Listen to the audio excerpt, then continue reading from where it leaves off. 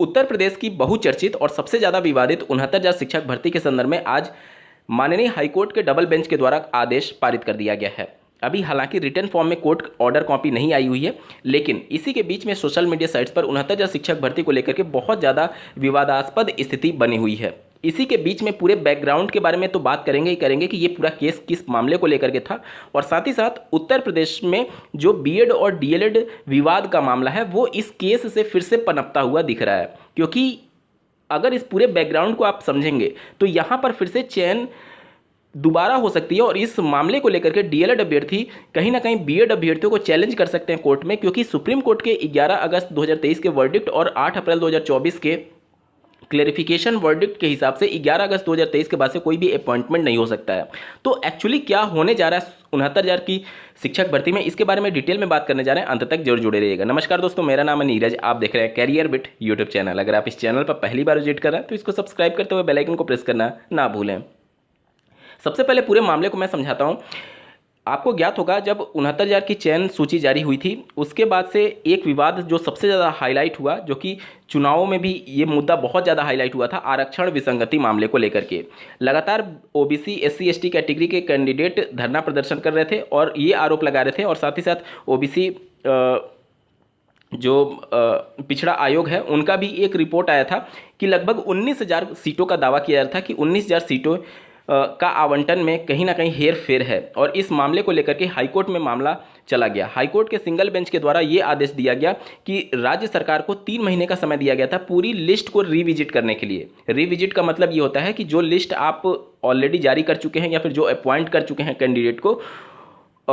उनके लिए फिर से एक बार लिस्ट बनाई जाए कि कौन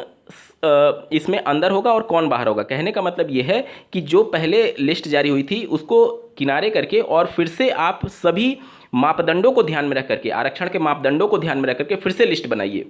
ये सिंगल बेंच का फैसला था। हालांकि उन्होंने ये स्पष्ट तौर पर कहा था कि इस लिस्ट में जो नहीं आएंगे और जो ऑलरेडी अपॉइंट हो चुके हैं उनको बाहर नहीं किया जाएगा, ठीक है, उनकी नौकरी सेफ रहेगी। लेकिन जो इस लिस्ट में बाहर वाले कैंडिडेट आएंगे उनको नौकरी देनी पड़ेगी राज्य सरकार को। अब इस मामले को चैलेंज कर दिया गया डबल बेंच में। क्यों चैलेंज किया गया? क्योंकि जो आरक्षण विसंगति मामले को लेकर के 6800 की चौथी लिस्ट आई थी, उससे संबंधित कैंडिडेट डबल बेंच में मामले को चैलेंज कर देते हैं, ये कहते हुए कि 6800 में उनका सिलेक्शन हुआ था और हाईकोर्ट सिंगल बेंच के आदेश के आधार पर उनका सिलेक्शन रद्द कर दिया गया, क्योंकि लिस्ट ही रद्द कर दी गई। अब हाईकोर्ट डबल बेंच के द्वारा आज फैसला दिया गया, जो कि अभी रिटन ऑर्डर कॉपी आना बाकी है। अब इससे लेकर के बहुत सारे सवाल उत्पन्न होते हैं, जिस पर एक एक करके बात कर लेते हैं। सबसे बड़ा सवाल ये है कि क्या जो अभ्यर्थी अगर लिस्ट को रिविजिट करने के आदेश डबल बेंच के द्वारा भी दिया जाता है, तो जो इस लिस्ट में नहीं होंगे और ऑलरेडी अपॉइंट हो चुके हैं, क्या उनके ऊपर कोई खतरा रहेगा? ये देखिए, ये डबल बेंच का फैसला अभी रिटन फॉर्म में जब तक नहीं आ जाता तब तक इस बात की क्लैरिफाई नहीं किया जा सकता। क्योंकि यहाँ पर अगर आप देखेंगे अन्य राज्यों में भी हाईकोर्ट में जब मामले जाते हैं तो अगर कुछ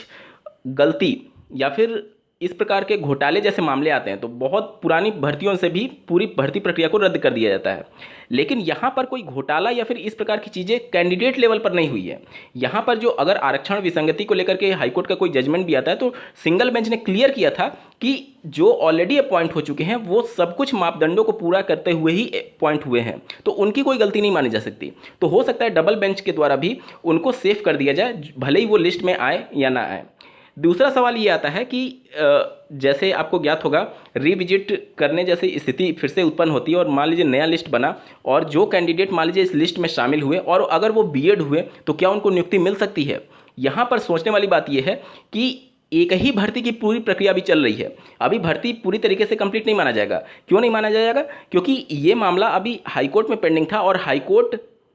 में चूंकि हाईकोर्ट के जजमेंट के आधार पर ये सारी प्रक्रियाएं चल रही हैं, ठीक है। तो इस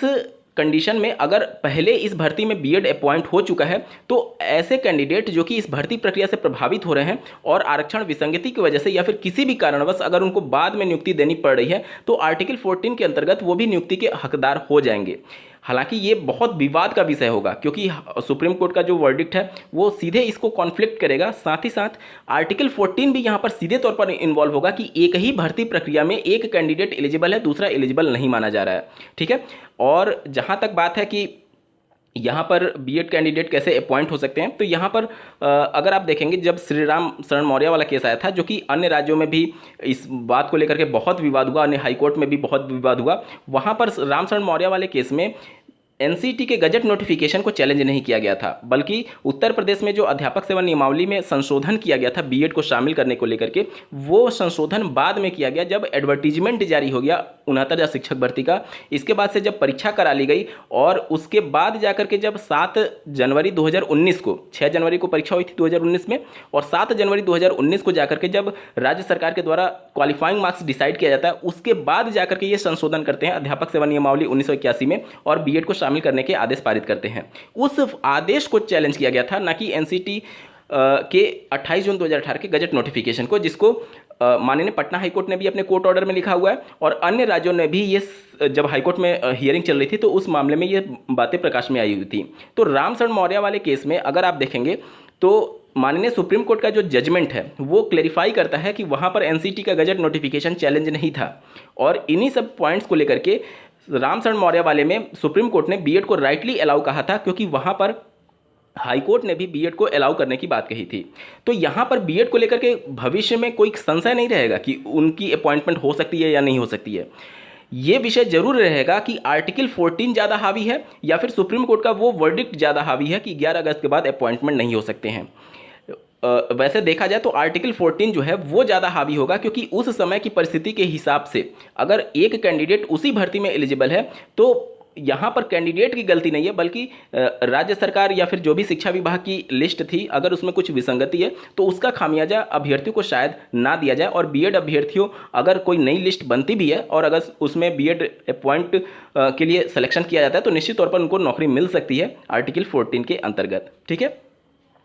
तो अभी कोर्ट ऑर्डर कॉपी आने दीजिए, एग्जैक्टली क्या डबल बेंच के द्वारा कहा गया माननीय हाईकोर्ट के द्वारा, उसके बाद ही 69,000 की स्थिति और ज़्यादा स्पष्ट हो पाएगी। हालांकि ये मामला डबल बेंच से भी निस्तारित होने की उम्मीद कम है, क्योंकि एक पक्ष के अगर अगेंस्ट में फैसला आता है तो उसके पास विकल्प खुले हुए हैं कि ये मामले को सुप्रीम कोर्ट में चैलेंज कर सकते हैं, और अगर डबल बेंच से भी हाईकोर्ट के सिंगल बेंच के द्वारा जो आदेश दिया गया था, अगर वहीं आदेश को अगर रिपीट किया जाता है, मतलब कि 6800 की लिस्ट अगर क्वेश्चन की जाती है, तो ऐसे कैंडिडेट जो रिविजिट करने के बाद भी अगर मान लीजिए इस लिस्ट में नहीं आते हैं और 6800 में उनका नाम था, तो वो फिर से सुप्रीम कोर्ट चले जाएंगे, क्योंकि एक बार उनका नाम लिस्ट में आ चुका है, और अगर रिविजिट करने के बाद भी नाम नहीं आता है तो वो फिर से सुप्रीम कोर्ट चले जाएंगे, और दोनों पक्षों के पास विकल्प खुला हुआ है। तो जिसका अहित होगा या फिर जिसे लगेगा कि हमारे हितों की रक्षा नहीं हो पा रही है, तो जाहिर सी बात है उनके पास विकल्प खुला रहेगा। तो यहाँ से भी मामला निस्तारित होने की संभावना कम दिख रही है। जब तक मामला सुप्रीम कोर्ट से, यानी कि अंतिम डिसीजन सुप्रीम कोर्ट जब तक नहीं दे देती, तब तक ये मामला कभी खत्म होने वाला नहीं दिख रहा है, क्योंकि जिसके भी अगेंस्ट में फैसला आएगा वो फिर से सुप्रीम कोर्ट चला जाएगा।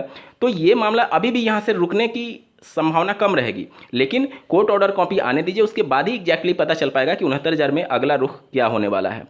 दोस्तों, उम्मीद करता हूँ आप सभी के डाउट्स क्लियर हो गए होंगे। इस वीडियो को देखने के लिए आपका बहुत बहुत धन्यवाद। भगवान करे आपका दिन शुभ हो।